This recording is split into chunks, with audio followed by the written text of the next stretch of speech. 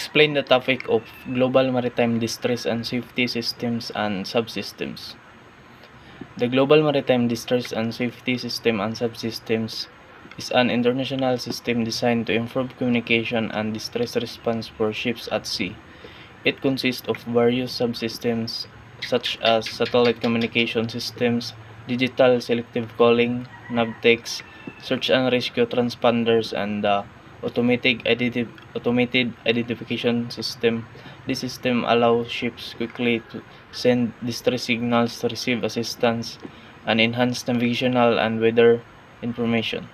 The Global Maritime Distress and Safety System and Subsystems aims to ensure the safety and security of vessels at sea by providing reliable communication and distress response capabilities. Compliance with the Global Maritime Distress and Safety System and Subsystems regulations is mandatory for all seafaring vessels to promote maritime safety worldwide.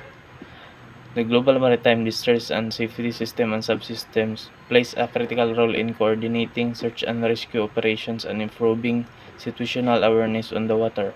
Overall, the Global Maritime Distress and Safety System and Subsystems are essential tools for enhancing maritime safety and security globally.